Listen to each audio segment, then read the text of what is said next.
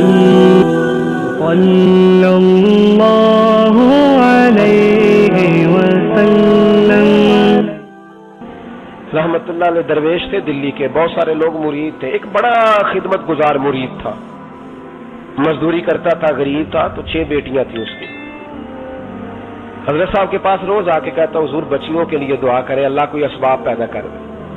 ایک بچی کی شادی کا خرچہ 1000 دینار ہے اور میں غریب ہوں، حضرت صاحب دعا کر دیتے۔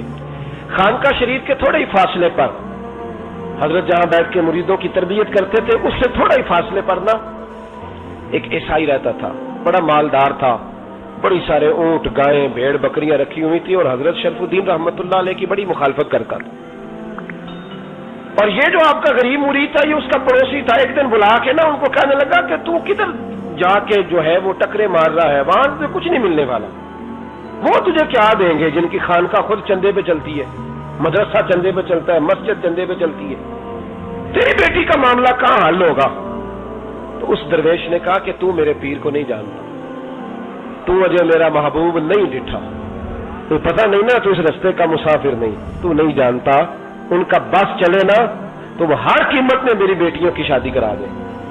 اب وہ عیسائی تھا، کہنے لگا اچھا چلو ٹھیک ہے، اگر اتنی بات ہے نا تو جاؤ ان سے جا کے کہہ دو کہ 6 سال کے لیے میرے ساتھ معاہدہ کر لیں، تو میرے جانوروں کو چارہ ڈال دیا کرے، 6 سال ڈیوٹی کرے، میں 6000 دینار دے دیتا ہوں۔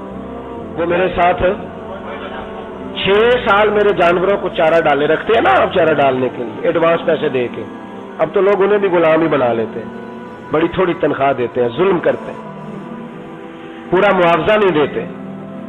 حضرت شیخ شرف الدین کے بارے میں وہ کہنے لگا جب اپنے پیر سے جا کے کہہ کہ میرے جانوروں کو 6 سال چارہ ڈالے، میں 6000 دے دیتا ہوں، تو جو کہتا ہے ہر قیمت پہ جانے کو تیار ہے۔ اس نے جب یہ بات کی تو مرید نے ناراض ہو گیا، وہ لڑائی ہو گئی، گربان پکڑ لیا، جھگڑا ہوا، بات بڑی دور گئی۔ اس طرح کی بات کرتا میرے حضرت کے بارے میں، میرے جیسے کئی میں وہاں کام پہ رکھا دوں۔ جب وہ بڑی بحث ہوئی، بات محلے میں، علاقے میں پھیل گئی، دنیا نے سن لی، تو شیخ شرف الدین تک بھی پہنچ گئی۔ اس طرح جھگڑا ہوا ہے، لوگ سو گئے عشاء کی نماز کے بعد۔ حضرت صاحب نے نا سر پہ کپڑا لیا، اس عیسائی کے دروازے پہ دستک دی، وہ باہر آیا، فرمانے لگے لوگ تو سوچ سمجھ کے ملازم رکھتے ہیں، تو نے بھی تو سوچ ہی لیا ہوگا، تبھی تو مجھے آفر کی ہے، تو اپنی آفر پہ قائم ہے، واقعی مجھے رکھ لے گا اور 6000 دینار دے دے گا؟ کہنے لگا جا بابا کام کر اپنا۔ فرمایا نہیں، تو نے اتنے لوگوں میں بات کی، اتنی بحث ہوئی، تو قائم ہے؟ کہنے لگا میں تو قائم ہوں، پر آپ نے نہیں قائم رہنا۔ فرمایا میں سوچ سمجھ کے آیا ہوں۔ اس نے کہا آپ ڈیوٹی کریں گے، بحثوں کو چارہ ڈالیں گے؟ فرمایا ایک شرط، بس جب اذان ہو جائے نا تو مجھے رب کی نماز پڑھنے کی اجازت دے دینا، باقی صبح و شام جو تو کہے گا۔ اگر اس غریب کی بیٹیاں بیائی جائیں تو مجھے اور کیا چاہیے، اس کی 6 بیٹیوں کا بوجھ ہے اس کے سر پہ، تو مجھے رکھ لے۔ اللہ اکبر۔ وہ کہنے لگا چلے پہ میرے ساتھ خط بندگی کر لیں، آج کل ہم اسٹامپ کرتے ہیں، اس زمانے میں خط بندگی ہوتا تھا، غلامی کا خط، قاضی شہر کے پاس، یعنی اس کا خیال تھا کہ چلو اسٹامپ کی بات کروں گا تو بھاگ جائیں گے۔ فرمایا چل میں تیار ہوں۔ قاضی تک گئے، طے ہو گیا، 6000 دینار دے دیے۔ حضرت نے مرید کو بلایا، فرمایا پتر یہ لے جا، جا میری بیٹیوں کو روانہ کر دے۔ کہنے لگا حضور یہ کیا کر رہے ہو آپ، کچھ سوچیں۔ فرمایا یار جب تجھے بیٹا بنا لیا تو پھر میری پوتیاں تو لگتی ہیں نا، میرا حق تو بنتا ہے نا، جا کے ڈیوٹی کر، ان کو بیاہ دے۔ بات پھیل گئی، بادشاہ بھی عقیدت مند تھا، وہ 12000 دینار لے کے پہنچا۔ کیا بتاؤں ان رب کے بندوں کا دل کیسا ہوتا ہے، کیا درد ہوتا ہے، کیا رنگ۔ 12000 دینار لے کے بادشاہ آیا اور آ کے حضرت کو پیش کیے کہ حضور آپ دیں اس عیسائی کو ڈبل دیں اور جائیں کام کریں۔ آپ فرمانے لگے تو پیسے دے، شرطیں نہ لگا، میرا جہاں دل کرے گا میں خرچ کروں گا، مجھے تو مزہ ہی اب آنے لگا ہے، ابھی تو لطف آ رہا ہے، ابھی تو ذائقہ آیا ہے کچھ کرنے کا، پیسے دینے ہیں تو دے، پابندی نہ لگا، جہاں میرا دل کرے گا میں۔ اس نے کہا حضور ٹھیک ہے رکھ لیں۔ حضرت نے فجر مسجد میں پڑھی، جیب میں 12000 دینار تھے، اعلان فرمایا بھی کسی اور کی بیٹی بھی بیٹھی ہے تو پیسے میرے پاس ہیں۔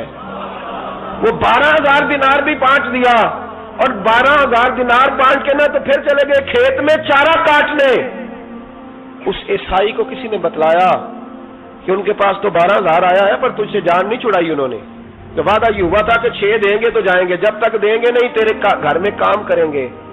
وہ نا چارہ کاٹ رہے تھے، حضرت صاحب تو وہاں پہنچ گیا، دور جا کے کھڑا ہو گیا، کہنے لگا بابا پہلے تو میں نے مسلمانوں کے اخلاق سنے تھے، اب تو میں نے دیکھ بھی لیے۔ پر یہ بتا جب 12,000 آیا تھا جان کیوں نہیں چھڑائی؟ تو حضرت چارہ کاٹتے کاٹتے رو پڑے، فرمانے لگے تو نہیں نہ جانتا یہ بیٹیاں سانجی ہوتی ہیں، پتہ نہیں نا؟ میرے رسول پاک نے تو حاتم تائی کی بیٹی کے سر پہ کپڑا رکھ کے کہا تھا بیٹیاں برابر ہوتی ہیں، تو یہ نہیں پتا جب اس کی 6 بیٹیوں کی شادی ہوئی ہے میرے اندر روحانیت کتنی بڑی ہے۔ فرمایا پھر 12,000 آیا ہے تو 2-4 بچیاں پھر گئی ہیں، تو یہ نہیں پتا میں اندر سے راضی کتنا ہوں، میں تیری نوکری کرتا رہوں گا، پتہ نہیں اللہ کتنی بیٹیوں کو بیاہ دے گا۔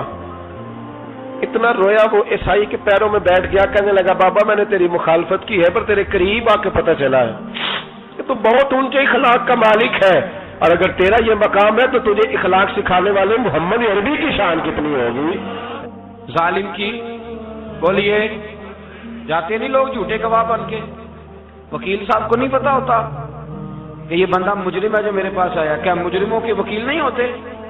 بولے اس کو پتہ نہیں ہوتا وکیل صاحب کو کہ یہ صاحب مجرم ہے، میرے پاس مقدمہ لے کے آئے، اور اگر بے ادبی نہ ہو جائے تو میرا خیال ہے قاضی عدالت کو بھی پتہ ہوتا ہے کہ مجرم کون ہے اور مظلوم۔ میرے نبی پاک صلی اللہ علیہ وسلم نے اس قدر زیادہ سختی فرمائی اس مسئلے میں، فرمایا جس کو پتا تھا کہ فلاں آدمی ظالم ہے، ظلم کر رہا، پھر وہ ظالم کا گواہ بنا یا اس نے ظالم کی مدد کی، کتنی کی؟ شارحین لکھتے ہیں چاہے اس نے ایک جملہ بول کے کی، چاہے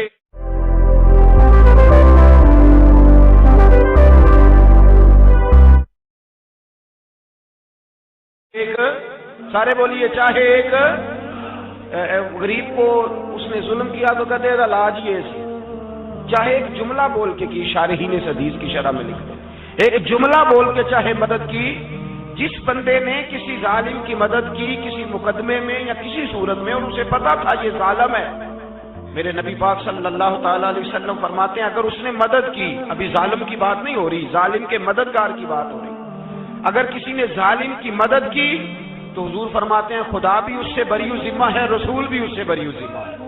سنبھال کے رکھے اپنی نمازیں، قربانیاں، حج، زکوٰۃ سنبھال کے رکھے۔ اگر ظالموں کا مددگار ہے، الیکشن آ لینے دے، آپ کو نظر آ جائے گا کون کون ظالموں کا مددگار ہے، نظر آ جائے گا۔ اپنی جیب سے لوگ پیسے دے کے ظالموں کی مدد کریں گے، ان کے فلیکس چھپوائیں گے، بورڈ لگوائیں گے، جیبوں سے پیسے دے کے۔ ہم نے خود آگ لگائی ہے چمن میں اپنے، بے سبب گردشی ایام کو الزام نہ دو، ہم نے خود نور کا ظلمت سے کیا ہے سودا، کر کے توہین سحر شام کو الزام نہ دو۔